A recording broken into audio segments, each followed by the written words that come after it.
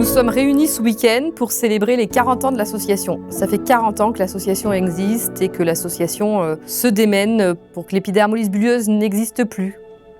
On espère qu'on n'aura pas autre 40 années à vivre. On espère disparaître avant, ça voudra dire qu'on n'a plus de raison d'être. L'association Des Bras France vient en aide des familles qui sont touchées par cette maladie.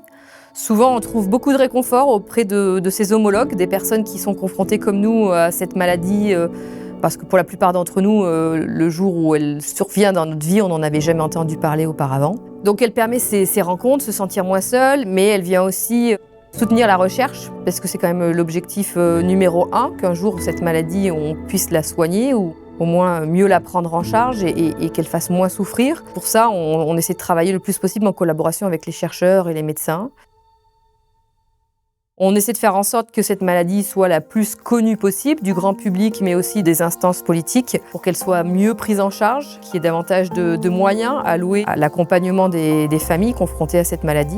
On essaye aussi de la faire connaître auprès des professionnels de santé, faire en sorte qu'il y ait le moins d'errance possible, que les prises en charge soient les plus adaptées et le plus rapidement possible, parce que utiliser le mauvais pansement, les mauvais bandages dès la naissance de l'enfant peut avoir des conséquences assez catastrophiques. C'est un peu sous ces champs-là qu'on essaye d'agir.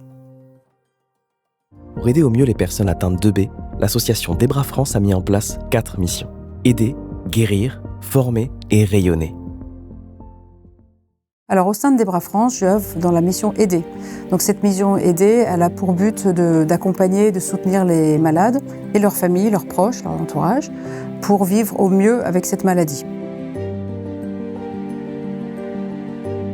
Au sein des Bras, j'œuvre pour la mission Guérir. L'objectif de cette mission, c'est de soutenir la recherche pour améliorer la qualité de vie des patients et puis leur espérance de vie. Je fais partie du conseil d'administration de Des Bras depuis 2010, ça va faire donc 15 ans. Et ma mission principale est donc la formation. Les objectifs de cette mission est d'aider les gens qui sont confrontés à cette maladie à mieux la comprendre, mieux l'accompagner et mieux la soigner.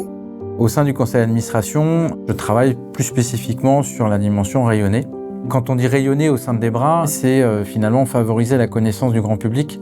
C'est aussi effectivement comment, à un moment donné, l'association met à disposition un certain nombre d'expériences, de pratiques, de matériaux qui permettent de pouvoir faciliter le traitement et la prise en charge des patients et l'amélioration de la qualité de vie. Voilà, c'est ça l'enjeu. L'association Des Bras France se nommait à l'origine EBAE. Elle a été créée en 1985 par Jennifer et Arnaud Dupuis, parents d'un enfant atteint, sous l'impulsion du docteur Claudine Blanchet-Bardon, dermatologue à l'hôpital Saint-Louis. L'association œuvre depuis 40 ans pour l'amélioration de la qualité de vie des personnes atteintes d'EB, mais aussi dans la recherche et le développement de nouvelles solutions médicales et thérapeutiques avec l'aide des laboratoires et professionnels de santé. En termes d'évolution de l'association, je suis ravie qu'on essaye et j'espère qu'on va y parvenir bientôt à professionnaliser cette association, de penser qu'il y a des personnes qui vont se consacrer à temps plein, dont ça va être la mission professionnelle, de travailler à développer nos différentes missions en fait. Je pense que l'association Des Bras France a plutôt bien évolué sur ces 40 dernières années. Elle a réussi à s'adapter aux évolutions aussi sociétales. Au départ, bien sûr, c'était avec des petits moyens. On s'est beaucoup tourné aujourd'hui sur le digital. On sait qu'aujourd'hui, les gens regardent davantage de vidéos qu'ils ne lisent. En tant que présidente, je dirais que mon rôle, c'est surtout en fait de jouer un peu le chef d'orchestre, de coordonner un maximum nos différentes actions et de s'assurer que plusieurs choses puissent avancer en parallèle. Alors je pense que pour tous les gens qui ont eu le courage de franchir le pas, je pense pas que beaucoup regrettent de l'avoir fait. Je me souviens notamment d'une adhérente qui a dit lors d'une précédente rencontre qu'elle se demande pourquoi elle n'a pas franchi le pas avant. Et je sais qu'il y a beaucoup de familles qui mettent du temps à le faire, c'est propre à chacun. Tout le monde trouve forcément quelque chose qui va l'aider, qui va l'accompagner et trouver finalement ce qui est essentiel à la vie quand on est confronté à la maladie, trouver l'espoir. Des Bras France n'est pas qu'une association. C'est avant tout des familles animées par la même volonté d'entraide afin de traverser et de dépasser ensemble les épreuves de la maladie. Des Bras France m'a aidé à connaître des gens atteints de la même pathologie que moi et pouvoir échanger avec eux sur les pratiques pour essayer d'améliorer son quotidien. Debra permet de fédérer énormément toutes les personnes de l'association. Et puis derrière, il y a aussi une vocation à dire que la maladie, c'est pas que souffrance non plus, que ça va être des moments de joie, de plaisir, et que l'association Debra France partage ces moments de plaisir et aide à partager plein de moments de plaisir, comme on l'a fait dernièrement à Arcachon, comme on a pu le faire dans les années précédentes. Je crois que la plus grande chose que ça m'a apporté, c'est de savoir que je n'étais pas toute seule avec cette maladie. Pour moi, elle a été d'une aide formidable. Ça nous a permis, nous, famille, d'avoir des réponses à nos différentes questions. On ne connaissait pas cette maladie. On n'était pas préparés lors de la naissance de Julien, notre fils.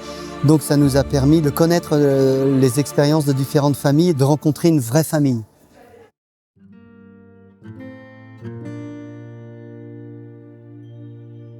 Vraiment un grand merci à Debra, à tout le monde, à Angélique évidemment pour cette mobilisation énorme. Je remercierai Debra France déjà pour son existence et pour tout le travail que les bénévoles accomplissent. Debra, je pense que je la remercierai jamais assez parce que en fait, ça nous porte beaucoup et puis ça nous aide au quotidien. Et quand même une pensée très émue pour Claudine Blanchet-Bardon, qui était une personne exceptionnelle pour tout ce qu'elle a consacré aux épidermolyses bulleuses.